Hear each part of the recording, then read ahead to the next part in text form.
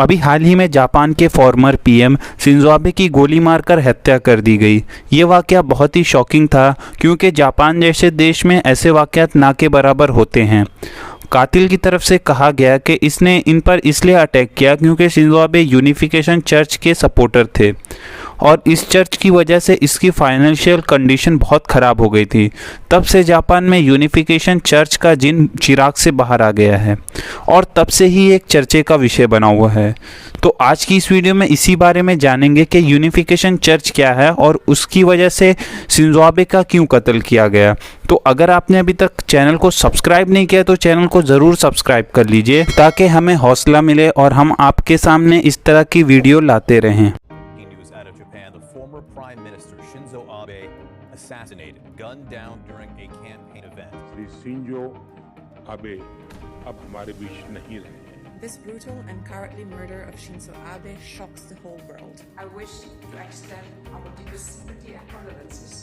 Stopping to sign the condolence book at the Japanese embassy on the way to CIA. My sympathy and my thoughts. Our thoughts are with you and with the people of Japan. सबसे पहले ये जान लेते हैं कि Japan के former PM Shinzo Abe को कत्ल करने वाले ने ऐसा क्यों किया था।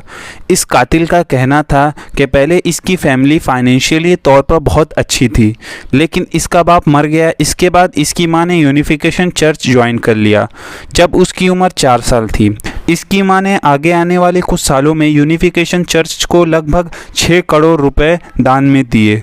इस तरह 2006 तक आते आते ये लोग दिवालिया हो गए और अब उनके पास रहने के लिए घर भी नहीं है। तब से ही ये लड़का चर्च से नफरत करने लगा। इसके चलते इस लड़के ने 2019 में यूनिफिकेशन चर्च के मुखिया पर भी हमला किया था, लेकिन ये हमले में इसे कामयाबी नहीं मिली। इसके बाद इस लड़के ने शिंजो आबे पर भी हमला किया क्योंकि शिंजो आबे इस चर्च की तारीफ करते थे और इसमें होने वाले कार्यक्रम में शरीक भी होते थे। इस लड़के का कहना है कि इन्हीं नेताओं के बहकावे में आकर इसकी मां ने चर्च को दान दिया था, इसलिए वो शिंजो आबे को पसंद नहीं करता था। इस केस के सामने आते ही यूनिफिकेशन चर्च से जुड़े बहुत से काले कारनामे सामने आना शुरू हो गए। इस केस के बाद चर्च की जांच की गई जिसमें पाया गया कि सत्ताधारी लिबरल डेमोक्रेटिक पार्टी के 80 से ज़्यादा मेंबर इस चर्च से जुड़े हुए हैं और इस चर्च को छुपकर चंदा भी देते हैं। अब ये सवाल उठता है कि इस चर्च से इन नेताओं का क्या कनेक्शन है, तो इसके लिए हमें जानना होगा यूनिफिकेशन चर्च की तारीख को। 1920 में कोरिया में एक शख्स पैदा हुआ जिसका नाम रखा गया सांगुन मून। इस वक्त तक कोरिया का बंटवारा नहीं हुआ था। बंटवारे के बाद मून का इलाका नॉर्थ कोरिया में आ गया और इसका बचपन नॉर्थ कोरिया में ही गुजरा। मून का दावा था कि जब वो 15 साल का था तो उसने एक ख्वाब देखा था। बताया कि इसके ख्वाब में ईसा मसीह आए थे। उन्होंने इसे कहा था कि इसे एक खास मिशन के लिए दुनिया में भेजा गया है। इसे कोरियाई लोग की महानता को जापान और अमेरिका जैसे मुल्कों को बताना है। मून जैसे जैसे बड़ा होता गया अपने इस मिशन पर काम करता चला गया। वो कम्युनिस्टों को शैतान के मानने वाले बताता था और उसका दावा था कि इसे दुनिया को शैतान से बचाने के लिए चुना गया है। इसी दौरान 1945 को जब वर्ल्ड वॉर 2 खात्मे की तरफ बढ़ रहा था, अमेरिका ने जापान पर 2 आइटम बम गिरा दिए, जिसके बाद जापान की हालत ख़राब हो गई और जापान को अमेरिका के सामने सरेंडर करना पड़ा। उस वक्त तक जापान ने कोरिया पर कब्जा किए हुए था। इस हमले के बाद कोरिया से जापान तो चला गया, लेकिन इत्तेहादी देशों के बीच ये बहस जारी थी कि कोरिया का क्या किया जाए।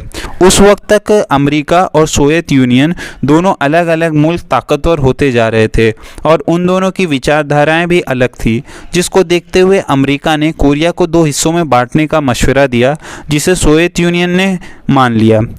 इसके बाद अमेरिका और सोवियत यूनियन के बीच कोल्ड वॉर शुरू हो गई।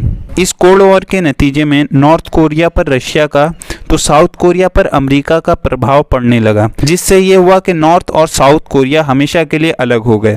जिस वक्त कोरिया में ये सियासी बहरान चल रहा था, उस वक्त मून अपने मिशन को कामयाब करने की कोशिश में लग गया। उसने वहाँ ईसाइयों को अपने मिशन और ख्वाब के बारे में बताया, लेकिन कोई भी इसे नहीं माना। लेकिन उसने इसकी परवाह नहीं की और लोगों के बीच अपना प्रचार करता रहा। नॉर्थ कोरियाई अफसर मून से नाराज हो गए और उसे देश में अनारकी फैलाने की वजह से 5 साल की जेल हो गई। इस सज़ा के बीच कोरिया वॉर शुरू हो गया। इससे मून को ये फ़ायदा हुआ कि इसे जेल से निकाल लिया गया। जेल से निकलने के बाद मून साउथ कोरिया चला गया और यहाँ पर इसने 1954 में यूनिफिकेशन चर्च की स्थापना की। लेकिन साउथ कोरिया में भी इसे ज़्यादा फायदा नहीं हुआ। इसके खिलाफ साउथ कोरिया में बहुत सी खबरें गर्दिश करने लगी। कहा जाने लगा कि यूनिफिकेशन चर्च में सामूहिक सेक्स पार्टियां होती हैं और मून के तार नॉर्थ कोरिया के खुफिया एजेंसियों से भी जुड़े हुए हैं। इससे ये हुआ कि मून को साउथ कोरिया में भी कुछ दिनों के लिए जेल में बंद कर दिया गया। इसके बाद 1958 में मून ने इसके मानने वालों को जापान भेज दिया। ये फैसला इसके लिए अच्छा साबित हुआ और कुछ ही दिनों में चर्च के मानने वालों की तादाद में इजाफा होने लगा। इस वक्त जापान में कम्युनिज्म के खिलाफ नफरत उरूज पर थी, जिससे फायदा उठाते हुए मून ने जापान के नेताओं से करीबी बढ़ाने लगा। 1997 से 1960 तक शिंजो आबे के नाना जापान के प्राइम मिनिस्टर रहे। इस दौरान मून ने जापान में अपनी जड़ें मजबूत करता चला गया। कहा जाता है कि शिंजो आबे के नाना ने मून की बहुत ज़्यादा मदद की थी जापान में अपनी जड़ें मजबूत करने में। आपको यहाँ एक इम्पॉर्टेंट बात बता दूं कि कहा जाता है कि शिंजो आबे की जो पॉलिटिकल सोच थी वो उनके नाना की तरह ही थी, जबकि उनके दादा भी पीएम रह चुके थे। 1960 तक मून का कारवां अमेरिका तक पहुंच गया और वहां भी अपने चर्च बनाने में कामयाब रहा। 1970 तक इसके चर्च के दुनिया भर में 30 लाख से ज़्यादा मेंबर हो गए। यूनिफिकेशन चर्च का एक काम दुनिया भर में बहुत ज़्यादा मशहूर हुआ। ये चर्च एक बार में कई सौ शादियां करवाता था। जैसे जैसे ये चर्च दुनिया के सामने आता गया वैसे वैसे इसके काले कारनामे भी सामने आने लगे। यूनिफिकेशन चर्च से जुड़े धांधली के किस्से भी सुनने को मिलने लगे। इसी दौरान 1982 में मून पर टैक्स फ्रॉड का केस चला और फिर इसे अमेरिका में 18 मंथ की जेल भी हुई। इसके अलावा बहुत से लोग जो पहले यूनिफिकेशन चर्च से जुड़े हुए थे अलग होकर किताबें लिखी, जिसमें मून के काले कारनामों को पर्दाफाश किया गया। इन किताबों में लिखा था कि कैसे लोगों को बेवकूफ बनाकर या लालच देकर या डरा धमकाकर चंदे लेने पर मजबूर किया जाता था। इसकी मौत के बाद आपस में लड़ाई शुरू हो गई इसकी कुर्सी को लेकर और कुछ लोग इस चर्च से अलग होकर नई संस्था बना ली, जिसमें मून का बेटा भी शामिल था। कुछ लोगों के अलग होने के बाद भी यूनिफिकेशन चर्च जापान में एक्टिव रहा और इसका अंदाजा आप इस तरीके से लगा सकते हैं कि डोनाल्ड ट्रंप जैसे दुनिया के बड़े पॉलिटिशियन आज भी इस चर्च के कार्यक्रम में हिस्सा लेने आते हैं। और 2021 में शिंजो आबे ने भी चर्च के एक कार्यक्रम में हिस्सा लिया था।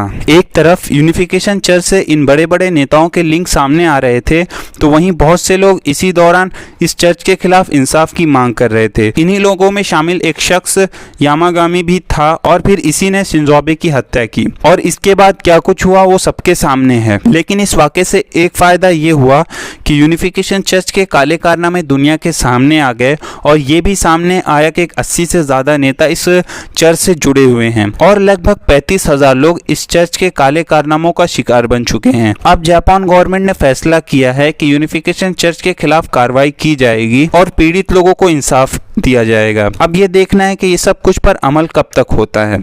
तो आई होप आपको पता चल गया होगा कि फॉर्मर पीएम शिंजो आबे की क्यों हत्या की गई और यूनिफिकेशन चर्च की क्या कहानी थी।